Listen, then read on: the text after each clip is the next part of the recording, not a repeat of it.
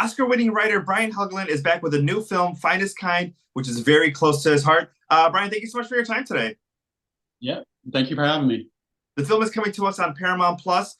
You wrote the script over 30 years ago. Tell us a little bit about it, and why is this the perfect time for it to come out? Yeah, to give it to some context, I wrote this script before one of my stars was born. So Jenna Ortega hadn't been born yet when I wrote the script. But I wrote it very early on in my writing career because it's very much about me. It happens in my hometown, the script. I shot the movie in my hometown. My dad was a commercial fisherman. I fished for a year and a half when I got out of college. So it was very much a write what you know kind of thing. And I wrote it very early on in my career. And for whatever reason, it just never could get made until now. I heard at one point Heath Ledger had read the script, or was he attached to it? Or tell me a little bit about his. Yeah, I had done a couple of movies with Heath, one of which is Knight's Tale. And when I finished the script, I gave him the script and Finestkind, and he read it and he wanted to play the older brother. And I said, no, I gave it to you to play the younger brother because you're not old enough to play the older brother. And he, in his very charming way, said, well, wait for me. And I said, all right, I'll wait for you, because I had other things going on, and I thought I could afford to wait for him. And obviously I'm still waiting, and God bless him and rest in peace and all those things. But it kind of soured me on it in a way, and I just didn't look at it for 10 years. And then I started thinking, well, maybe I could still do this. And I tried different incarnations, and I finally found the cast that got me the financing and all those things. And I think really it was good to wait. I found the very best version of it I could find when I finally made it. Your dad, your grandfather, your cousins were all fishermen.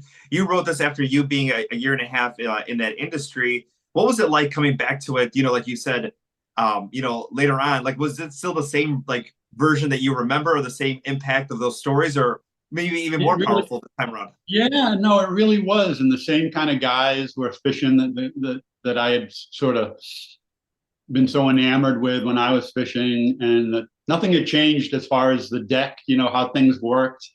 It was, after 30, because we really fished on that boat, we needed to get scallops, and I would do some of the work I used to do years ago, and I hadn't forgotten how to do any of it, which I was very happy about. And it was moving in a way. It was very emotional in a way I hadn't expected, just simply being on a boat again and doing the work again.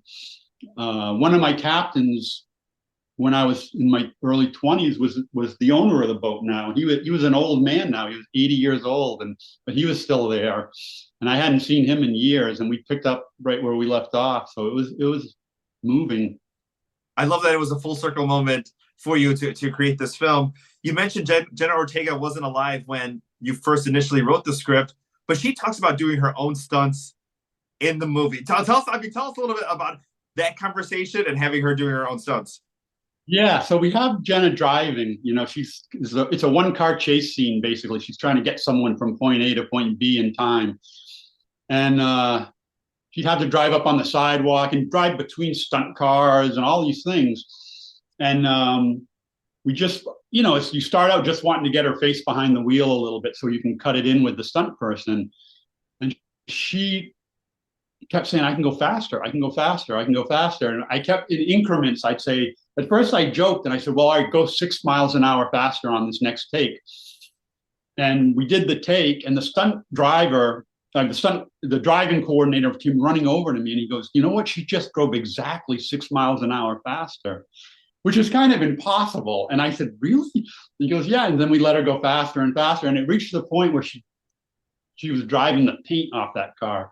And she jumped the curb, and everything screeched to a halt. And I thought something had happened. I was far away at the monitors, and I ran down to the intersection, and she was standing outside the car looking down on the ground, and the drive shaft had fallen out of the car. She was driving it so far hard. It was an old car.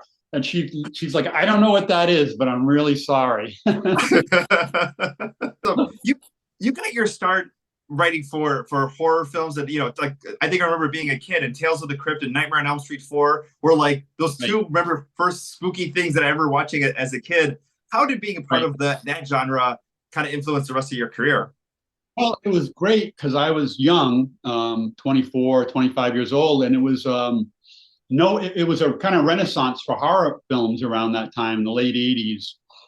And no one wanted to do them if you were established, because people had a stigma about it, which I don't put on it. And they didn't pay. You write them for free, basically. But it was a great way to learn. And horror movies also they're not dialogue heavy, they're visual heavy. So you had to learn a lot about writing visually. And it was a great kind of school for writing for me. And I really loved it. All those films, I loved them as much as any other films I did. But I couldn't have ended up where I did if I didn't have that kind of. It was you hear about those guys in the 60s, Coppola and those guys who all worked for Roger Corman making low budget horror movies, and that's how they learn like nuts and bolts stuff. And that's how I learned. Thanks to Freddy Krueger. Yeah. It was great. It was like writing for because he was very funny. It was like writing for Johnny Carson if he was a horror character, it's like very funny to do.